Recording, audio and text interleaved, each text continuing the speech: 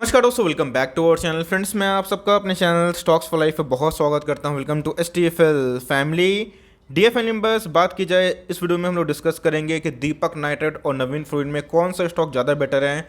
दोस्तों, डिस्क्लेमर, दोनों स्टॉक हमारे पोर्टफोलियो के स्टॉक है, लेकिन अगर आप एक ही स्टॉक को अफोर्ड कर सकते हैं, बहुत लोग बोल रहे हैं कि सर कोई एक ही स्टॉक बताइए केमिकल का जो मजबूत हो। केमिकल के बहुत सारे स्टॉक्स हैं और सब मल्टीबैगर रहे हैं, लेकिन दीपक नाइट्रेट और नवीन फ्लोइन अभी कंसिस्टेंट वेल्थ मेक कर रहे हैं और आने वाले कल में जैसे इनके EPS है, जैसे इनके ROE है, और ही पैसे बनाएंगे। लेकिन इसी बीच में आपको दोस्तों वीडियो देखना है, क्योंकि इसके पहले मैंने बजाज फाइनेंस को और मुथूट फाइनेंस को कंपेयर किया था, बताया भी था एक लाजवाब है तो भाई दूसरा का जवाब नहीं। जी हाँ दोस्तों, आपको इस शब्द से समझ में आ गया होगा, दोनों शानदार कंपनी है, लेकिन अगर आप कोई एक स्टॉक पे बल करना चाहते हैं और लॉन्ग टर्म उसको आराम से होल्ड करना चाहते हैं, फिर एलोकेशन में किसको ज़्यादा करें किसको कम करें, ये बहुत बड़ा कन्फ्यूजन होता है लोगों को। तो जी हाँ, फंडामेंटल वाइज कैसा है, कैसा रिटर्न जनरेट किया और कितना रिटर्न जनरेट कर सकता है, तो सब कुछ इस वीडियो में डिस्कस करूंगा। बहुत जानने को मिलेगा, सीखने को मिलेगा। चैनल फर्स्ट टाइम होंगे सब्सक्राइब कर सकते हैं इस तरह क्वालिटी कंटेंट को सबसे पहले एक्सेस करने के लिए। Now without delaying any for time, let's begin.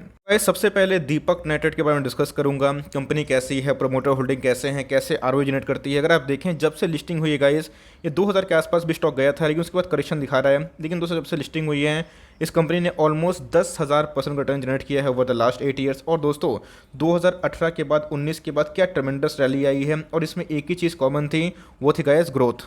एक बार थोड़ा प्रोमोटर होल्डिंग देख लेते हैं। दीपक नाइट्रेट के प्रोमोटर्स के पास कितना स्टेक हमें देखने को मिलता है। तो जी हाँ दोस्तों, 45.7% है, जो बोलूँगा काफ़ी हद तक हेल्दी देखने को मिलती है। अगर आप देखें FIS का 11.9% स्टेक है, थोड़ा सा स्टेक को कम किया गया है बाय द FIS, लेकिन DIS की बात की जाए स्टेक को बढ़ा लिया गया है। तो FIS के बाद दोस्तों अगर आप देखें तो मैक्सिमम जो स्टेक हैं वो हमें DIS का परसेंट को मिलता है। लेकिन दोस्तों, पब्लिक के पास भी एक हेल्दी अच्छा खासा परसेंटेज है, जिसका कितना रेटिंग है दोस्तों 30% के आसपास। बस कोई भी स्टॉक अगर एक साल में 4 गुना भाग जाएगा तो वो कॉन्सोलेशन दिखाएगा और उसके बाद ब्रेकआउट देगा। लेकिन दोस्तों, अगर उनके ग्रोथ सही रहे तो ऑफकोर्स वो एक नया हाई लगाएगा। अगर आप देखें मार्केट कैप 24,000 करोड़ की मार्केट कैप है। नवीन फ्लोइन का गाइस 17,000 18,000 करोड़ के आसपास है, लेकिन इसका मार्केट कैप उससे थोड़ा ज़्यादा है। अगर आप देखें इंडस्ट्री पी, जी हाँ दोस्तों, 52 के पास इंडस्ट्री का पी है, इसका जो पी है 68 के आसपास है। अगर आप देखें कॉन्सोलिडेट पी तो 31 के आसपास हैं। याद रखिएगा दोस्तों, दीपक नाइट्रेट के जो रेवेन्यू है वो कॉन्सोलिडेट आते हैं, क्योंकि इसके पहले दीपक नाइट्रेट ने PS सेक्टर, फिनोलिक सेक्टर में निवेश किया था, जिसकी वजह से इनके रेवेन्यू उधर से ज़्यादा आते हैं। प्रॉफिट में उसका बहुत ही इंपॉर्टेंट रोल है। तो अगर आप कॉन्सोलिडेट प्रॉफिट से कंपेयर करें उनके प्राइस टू अर्निंग को, तो जी हाँ दोस्तों, आपको काफ़ी सस्ता देखने को मिलेगा। कंपनी के पास कितना रिजर्व सरप्लस है, तो ऑफकोर्स तो कंपनी के पास अपने मार्केट कैप के अकॉर्डिंग 2300 रुपीज़ इन करोड़ का रिजर्व सरप्लस है, जो पहले से काफ़ी बढ़ता हुआ दिखाई पड़ रहा है। इसके बाद दोस्तों, मैं बहुत ही इंपॉर्टेंट इसको देता हूँ। ROE की बात की जाए 33 के आसपास है, ROC की बात की जाए 37 के आसपास है। मतलब फैंटास्टिक दोस्तों ROE है, 30 के ऊपर दोस्तों माइंड ब्लोइंग होता है। करंट रेशियो 2.62 है, करंट एसेट इसको बतलाता है। डेट की बात की जाए तो जी हाँ 0.22 के आसपास है, लेकिन उतना भी नहीं है। अगर आप देखें दूसरे केमिकल से तो काफ़ी हद तक कम देखने को मिलता है, लेकिन यस पहले से कम हुआ है, ये बहुत ही बड़ा प्लस पॉइंट है। गैस, आपको मैंने हमेशा ये बात बताई है कि अगर मान के चलिए जो अर्निंग पर शेयर होते हैं, जो क्वार्टरली ग्रोथ होते हैं, अगर 20 से 25 अगर होते हैं तो गैस उनका जो शेयर प्राइस होता है 50 से 60 के आसपास बढ़ता है CAGR रेट से। मैक्सिमम टाइम हमने देखा, अगर छोटी कंपनी है, बड़ी कंपनी अगर होती है 30-40% आप एज्यूम कर सकते हैं। अगर आप इनके रेवेन्यू देखें तो बहुत टॉप क्लास से बढ़ रहते हैं। प्रॉफिट की बात की जाए तो एकदम औसम हमें देखने को मिल रहा था, और इसी की वजह से गाइस अगर प्रॉफिट 4 सालों में 10 गुना हो चुका है तो शेयर दोस्तों इसीलिए बहुत ज़्यादा भाग चुका है। इस बात का ध्यान रखिएगा। तो क्या बबल है? ऑफकोर्स नहीं दोस्तों, क्योंकि इनके EPS बढ़ रहे हैं, इनके रेवेन्यू बढ़ रहे हैं, इनके प्रॉफिट बढ़ रहे हैं। इस बात को ध्यान रखिएगा। अभी की बात की जाए तो कॉन्सोलिडेट नंबर्स देखने को मिले हैं, लेकिन आने वाले कल में मुझे लगता है कि जिस हिसाब से एक्सपेंशन को लेके इनका प्लान है ये काफ़ी हद तक प्रॉमिसिंग है, और मैं दोस्तों दीपक नाइट्रेट के इस मूव से काफ़ी खुश भी हूँ। अब थोड़ा डिस्कस कर लेते हैं नवीन फ्लोइन को लेके। जी हाँ दोस्तों, लास्ट डे हमें 7-8% की तेजी देखने को मिली थी। एकदम दोस्तों स्ट्रॉन्ग रिकमेंडेशन था नवीन फ्लोइन को बाई करके चलें। तो अभी के भाव की बात की जाए 3679 के आसपास हैं। और गाइस इसकी भी जब से लिस्टिंग हमें देखने को मिली है, ऑफकोर्स ये दीपक नाइट्रेट से तो पुराना देखने को मिल रहा है, लेकिन दोस्तों बनाए हैं 1,56,00,000 से भी ज़्यादा, और ये भी दोस्तों बहुत बड़ा मल्टीबैगर स्टॉक रहा है, और आने वाले कल में दोस्तों और भी अच्छा कर सकता है। इसका एक बार थोड़ा सा बैलेंस शीट देखना बनता है, शेयर होल्डिंग पैटर्न देखना बनता है। तो जी हाँ दोस्तों, अगर आप देखें प्रोमोटर के पास 30% का स्टेक है। प्लेस की समस्या है जी हाँ दोस्तों 3% के आसपास, जो कि बहुत बड़ी नहीं होती। वो छोड़कर दोस्तों अगर आप देखें तो FIS का बहुत ही अच्छा स्टेक है 25% के आसपास। DIS की बात की जाए तो 15% के आसपास, और पब्लिक की बात की जाए 28.9% के आसपास। तो मतलब अगर आप देखें तो दीपक नाइट्रेट में जो पार्टिसिपेंट था FIS का DS का काफ़ी हद तक कम था, क्योंकि थोड़ा सा प्रोमोटर होल्डिंग ज़्यादा था। इसमें प्रोमोटर होल्डिंग कम होने की वजह से FIS और DS का एक थोड़ा सा स्टेक ज़्यादा है, ये बात को ध्यान लगा सकते हैं। बट उसको दीपक नाइट्रेट में कोई प्लेज नहीं था, इसमें थोड़ा प्लेज देखने को मिल रहा है। ये स्टॉक भी बहुत ही शानदार है और एकदम दोस्तों बहुत ही शानदार कंपनी है। 1500 का लेवल के बाद ये स्टॉक दोस्तों 2 गुना से ज़्यादा हो चुका है। और दोस्तों मार्केट कैप की बात की जाए, एक 18,000 करोड़ की मार्केट कैप है। मतलब दीपक नाइट्रेट से थोड़ी ही छोटी कंपनी देखने को मिलती है, लेकिन F&O में इनकी एंट्री हुई है। अगर आप देखें प्राइस टू अर्निंग की, तो जी हाँ दोस्तों ये भी महंगा है।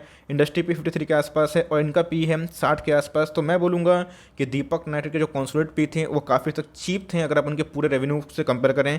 लेकिन इधर पे अगर आप देखें तो इंडस्ट्री पी थोड़े महंगे देखने को मिल रहे हैं। इनके पास कितना रिजर्व सरप्लस है देखना बनता है। तो गाइस दीपक नाइट्रेट का मार्केट कैप 24,000 करोड़ के आसपास था, तो इनका 18,000 करोड़ के आसपास है। तो ये भी दोस्तों अपने 9% के आसपास रिजर्व सरप्लस लेके रखे हैं, जो कि 1,600 करोड़ के आसपास है, जो पहले 1,400 करोड़ के आसपास है, जहाँ पे हमें थोड़े चेंजेस क्या काफ़ी चेंजेस देखने को मिले हैं।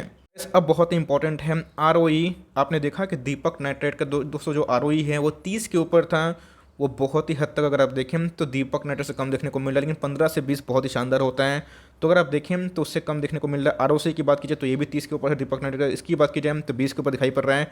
करंट रेशियो की बात की जाए दीपक नाइट्रेट का 2.71 के आसपास था, इसका 5.91 है। मतलब इनके पास असेट्स ज़्यादा देखने को मिलते हैं। बात की जाए इनके ऊपर डेट, तो जी हाँ दोस्तों दीपक नाइट्रेट के ऊपर एक डेट था और इनके ऊपर कोई डेट नहीं है। ये कंप्लीट डेट फ्री कंपनी देखने को मिलती है।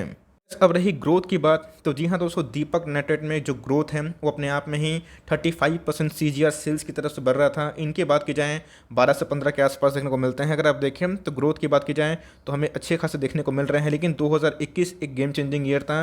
प्रॉफिट की बात की जाए तो बढ़ते हुए दिखाई पड़ते हैं। यहाँ पे गाइस एक टैक्स एडजस्टमेंट था, इसकी वजह से प्रॉफिट बहुत बढ़ चुके थे। लेकिन कंपनी की बात की जाए तो स्लो एंड स्टडी प्रॉफिट बना भी रही है। अगर आप देखें तो एक साल में दीपक नाइट्रेट ने 275% का रिटर्न दिया है और नवीन फ्रंट की बात की जाए तो 126% के आसपास, जो मैं बोलूँगा कि काफ़ी हद तक प्रॉमिसिंग है। इस 5 साल के बारे में डिस्कस करें तो जी हाँ दोस्तों दीपक नाइट्रेट ने 1800% रिटर्न जनरेट किया है। नवीन फ्रंट की बात की जाए तो 820% के आसपास इनको मिल रहा है और बहुत ही मेजर वे से गाइस दीपक नाइट्रेट ने नवीन फ्रंट को बीट भी किया है। लॉन्ग टर्म चार्ट पैटर्न की बात की जाए तो अगर आप देखें तो दीपक नाइट्रेट ने 9,000% से ऊपर रिटर्न दिया है। नवीन फ्रंट की बात की जाए तो 6,000% रिटर्न। तो गाइस कंक्लूजन की बात की जाए तो ये वेरी ऑनेस्ट दोस्तों, अगर आप ग्रोथ चाहते हैं, ज़्यादा ग्रोथ चाहते हैं, तो दीपक नाइट्रेट दोस्तों बहुत ही टॉप पिक है। बिकॉज आने वाले कल में दीपक नाइट्रेट के जो फैमिली सेगमेंट है और जिस तरह से कंपनी का एक्सपेंशन है वो काफ़ी तक प्रॉमिसिंग देखने को मिल रहा है। और दोस्तों अगर आप कॉन्सोलिडेट पी से कंपेयर करें जो कि बहुत ही इंपॉर्टेंट है, उसके अकॉर्डिंग वैल्यूशंस काफ़ी चीप है। लेकिन अगर आप नवीन फ्रंट को देखें तो इनका जो पी है 60 के ऊपर है। तो वैल्यूशन वाइज दोस्तों नवीन फ्रंट थोड़ा महंगा देखने को मिल रहा है, दीपक नाइट्रेट सस्ता है।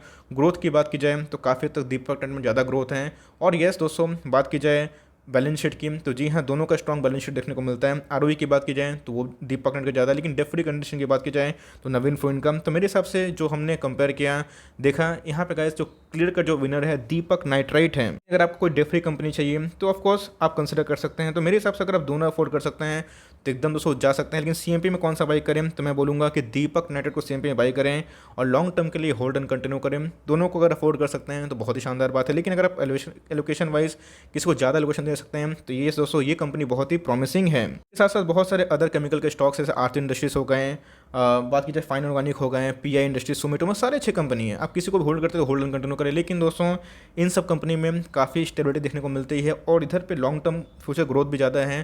तो मेरे हिसाब से फॉर लॉन्ग टर्म ज़्यादा ग्रोथ के हिसाब से दीपक नाइट्रेट बहुत ही हद तक प्रॉमिसिंग है। लेकिन बहुत ज़्यादा चल चुका है तो ध्यान रखिएगा। स्टार्ट बाइंग करिएगा तो SIP के माध्यम से करिएगा। बल्क बाइंग करना है तो 200 पॉइंट की गिरावट में करिएगा। लेकिन ऐसा नहीं कि दीपक नाइट्रेट को खरीदना नहीं है, ऑफकोर्स खरीद सकते हैं। अभी भी गाइस अपने ऑल टाइम हाई से 200 रुपये डिस्काउंट में है, जहाँ पे नवीन फ्रंट ने ब्रेकआउट दे दिया। तो मेरे हिसाब से अगर आपको अभी बाइंग करनी है तो दीपक नाइट्रेट, और for long term Deepak nitrate मुझे थोड़ा नवीन फ्रंट से ज़्यादा अच्छा लगता है। लेकिन दोस्तों एक लाजवाब है और दूसरे का जवाब ही नहीं, दोनों शानदार कंपनी है। लेकिन कंपनी वीडियो में Deepak Nitrite is a clear winner. तो आपको दोस्तों दोनों में से कौन सी कंपनी अच्छी लगी कमेंट बॉक्स में ज़रूर ड्रॉप करें। So for timing that's the end of the update कि भाई दोनों में से मुझे कौन सा ज़्यादा पसंद है। तो गाइस मैं दीपक नाइट्रेट को ज़्यादा थोड़ा पसंद करता हूँ। अगर मेरी वीडियो दोस्तों आपको अच्छी लगी तो एक लाइक कर दीजिएगा। चैनल फर्स्ट टाइम होंगे तो याद से सब्सक्राइब करना भूलिएगा। फर्दर कोई डाउट उसको ड्रॉप कर सकते हैं और कुछ अगर रिव्यू चाहिए उसका नाम ड्रॉप करना भूलिएगा। I would love to make a video on your demand guys. मिलते हैं जल्दी ही, तब तक के लिए bye. Thanks for watching friends, God bless you all.